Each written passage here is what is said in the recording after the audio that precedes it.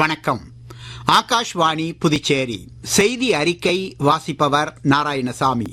புதுடில்லியில் இந்தியா நடத்தும் முதல் இந்திய அரபு வெளியுறவு அமைச்சர்கள் கூட்டத்தில் பங்கேற்க இன்று இந்தியா வந்துள்ள ஓமன் வெளியுறவு அமைச்சர் பட் அல்புசைடியை சந்தித்து இருதரப்பு வர்த்தகம், பிராந்திய முன்னேற்றங்கள் மற்றும் முக்கியமான கனிமங்கள் குறித்து விவாதித்ததாக மத்திய வெளியுறவுத்துறை அமைச்சர் டாக்டர் ஜெய்சங்கர் சமூக ஊடக பதிவில் தெரிவித்துள்ளார். இந்த பேச்சுவார்த்தை இரு நாடுகளுக்கு இடையேயான நட்புறவையும் இணக்கத்தையும் அளிப்பதாக உள்ளது என்று அவர் மேலும் தெரிவித்துள்ளார். ஐக்கிய அரபு அமீரக வெளியுறவு அமைச்சர் திரு கலிஃபா ஷாஹிம் அல் மராரும் இம்மாநாட்டில் பங்கேற்க இன்று அதிகாலை இந்தியா வந்துள்ளார். இந்திய ஐரோப்பிய ஒன்றியம் இடையிலான தடையற்ற வர்த்தக ஒப்பந்தத்தினால் அடுத்த 5 ஆண்டுகளில் நாட்டின் ஏற்றுமதி 2 மடங்காக அதிகரிக்கும் என்று மத்திய வர்த்தக அமைச்சர் திரு பியூஷ் கோயல் நம்பிக்கை தெரிவித்துள்ளார். வணிகர்கள், வர்த்தகர்கள், சிறு குறு மற்றும் நடுத்தர தொழில் முனைவோர் தங்களது கவனத்தை சர்வதேச அளவில் நிலைநிறுத்துவதன் அவசியத்தையும் அவர் வலியுறுத்தினார்.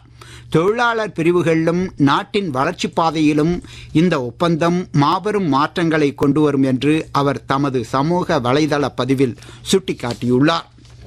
இந்தியாவின் சுத்தமான ஆற்றல் மாற்றத்திற்கான பாதைகள் என்ற தலைப்பில் புதுவை பல்கலைக்கழகத்தின் பசுமை ஆற்றல் தொழில்நுட்பத்துறை மற்றும் யுனெஸ்கோ இணைந்து நடத்திய தேசிய அணு ஹைட்ரஜன் ஒத்திசைவு பணிமனை இன்று நடைபெற்றது. இந்தியாவின் வேகமான பொருளாதார வளர்ச்சி மற்றும் காலநிலை மாற்றம் என்ற இரட்டை சவால்களை நிறைவேற்றுவதற்கு கார்பன் அடிப்படையிலான எரிபொருள்களிலிருந்து ஹைட்ரஜன் போன்ற மாற்று ஆதாரங்களுக்கு மாற வேண்டியது அவசியம் என பேராசிரியர் திரு அருண் பிரசாத் வலியுறுத்தினார்.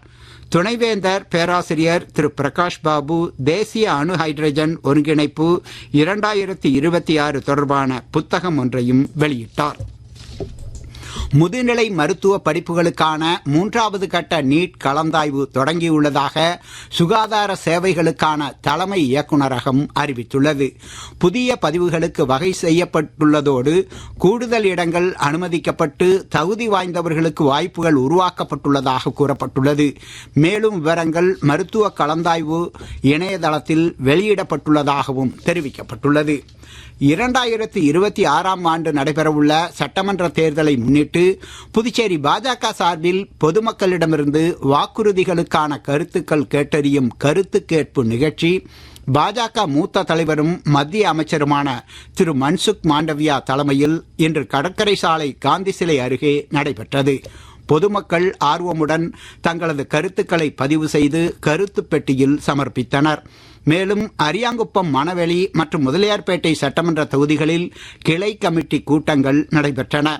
இந்நிகழ்வுகளில் பாஜக மாநில தலைவர் திரு வி.பி. ராமலிங்கம், மாநில பொறுப்பாளர் திரு நிர்மல்குமார் சுரானா உள்ளிட்டோர் கலந்து கொண்டனர். புதுச்சேரியில் வரும் சட்டமன்ற தேர்தலில் ஆட்சி மாற்றம் ஏற்படும் என்று காங்கிரஸ் செய்தி தொடர்பாளர் திரு பவன் கேரா கூறியுள்ளார். புதுவை பிரதேச காங்கிரஸ் கட்சியின் தலைமை அலுவலகத்தில் இன்று நடைபெற்ற செய்தியாளர் சந்திப்பில் பேசிய அவர், புதுச்சேரியில் உள்ள அனைத்து வசதிகளும் காங்கிரஸ் ஆட்சி காலத்தில் உருவாக்கப்பட்டவை என்றும் அந்த ஆட்சி திரும்பவும் ஏற்பட வேண்டுமென்று மக்கள் விரும்புவதாகவும் கூறினார். இந்த சந்திப்பின் போது முன்னாள் முதலமைச்சர் திரு நாராயணசாமி, சட்டமன்ற உறுப்பினர் திரு வைத்தியநாதன் மற்றும் அக்கட்சி நிர்வாகிகள் உள்ளிட்டோர் உடன் இருந்தனர். முன்னதாக காங்கிரஸ் கட்சி சார்பில் நடைபெற்ற பாத யாத்திரையில் திரு பவன் கேரா பங்கேற்றார். தாய்லாந்து மாஸ்டர்ஸ் 2026 பேட்மிண்டன் போட்டியின் இறுதிச் சுற்றுக்கு இந்திய வீராங்கனை தேவிகா சிகாக் தகுதி பெற்றுள்ளார். இன்று மாலை பாங்காக்கில் நடைபெற்ற அரையிறுதியில் சீன தைபேயின் ஹுவாங் யூவை வீழ்த்தி வெற்றி பெற்றார். இத்துடன் இந்த செய்தி அறிக்கை நிறைவு பெறுகிறது. வணக்கம்.